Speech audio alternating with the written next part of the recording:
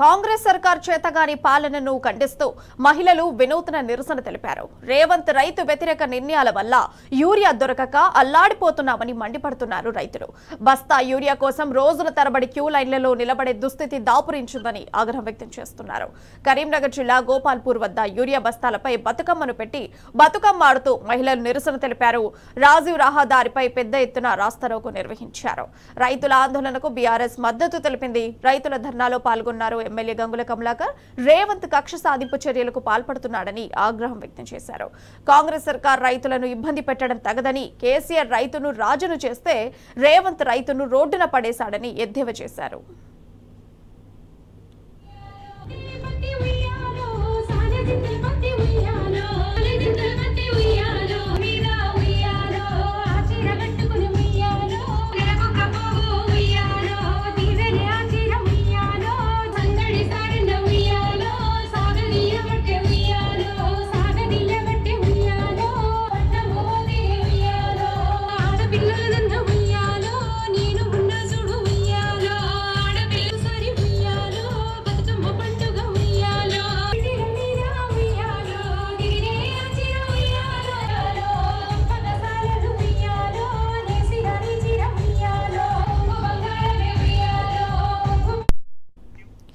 ఈ అంశానికి సంబంధించి మరింత సమాచారం మా ప్రతినిధి వేణుగోపాలరావు ఫోన్ లైన్ ద్వారా అందిస్తారు.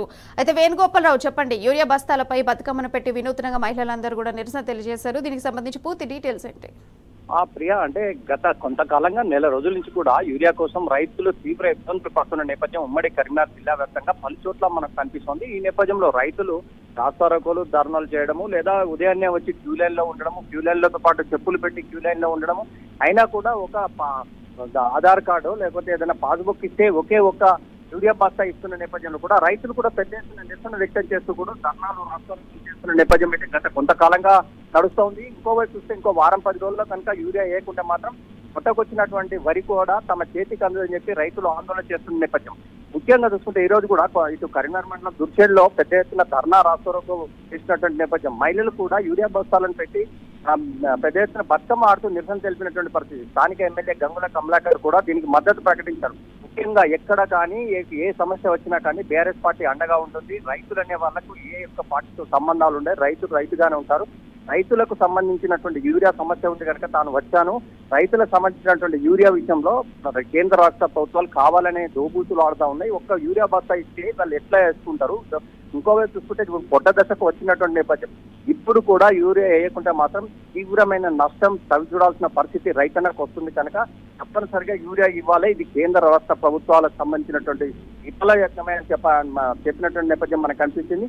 మహిళలు పెద్ద ఎత్తున బతుకమ్మ ఆడుతూ యూరియా బస్తాలు పెట్టి నిరసన వ్యక్తం చేసినటువంటి పరిస్థితి. తమకు సకాలంలో యూరియా ఇవ్వట్లేదు అని చెప్తూ నిరసన వ్యక్తం చేసినప్పుడు తాను కూడా, అంటే స్థానిక ఎమ్మెల్యే గంగుల కూడా వారికి మద్దతుగా ప్రకటించిన నేపథ్యం ఒకటైతే రైతులు పెద్ద ఎత్తున ధర్నా, రాస్తారోకో చేశారు. ఈ నేపథ్యంలో కూడా వారికి మద్దతు ప్రకటించి వెంటనే ఇప్పటికైనా కేంద్ర రాష్ట్ర ప్రభుత్వాలు యూరియాను వెంటనే విడుదల చేయాలి. ఈ ఒక వారం 10 రోజుల్లో ఇవ్వకుంటే మాత్రం పొట్టకొచ్చినటువంటి దశలో ఉన్నటువంటి వరి అంతా కూడా నాశనమయ్యే ప్రమాదం ఉంది. నష్టాలు చవిచూడాల్సిన పరిస్థితి రైతన్నకు ఉంది. ఇప్పటికైనా కళ్ళు తెరవాలి, యూరియా వెంటనే అందియాలి. లేకుంటే మాత్రం ఇంకా పెద్ద ఎత్తున ఉద్యమిస్తాం, రైతులకు బాధ్యతగా ఉంటామని చెప్పిన నేపథ్యం కనిపిస్తుంది. ధర్నా, రాస్తారోకో తర్వాత పోలీసులు అయితే వీరిని అదుపులోకి తీసుకొని మరి వదిలిపెట్టినటువంటి పరిస్థితి. అంటే మొత్తం మీద ఏదేమైనా కానీ ఇప్పటికైనా కానీ యూరియాను వెంటనే ఈ వారం రోజుల్లో ఇవ్వాలి, లేకుంటే మాత్రం రైతులు తీవ్రంగా నష్టపోతారని చెప్పి తీవ్ర ఆవేదన వ్యక్తం చేసిన పరిస్థితి అయితే స్థానిక గంగుల కమలాకర్ చెప్పినటువంటి పరిస్థితి. Right Venugopal, thank you.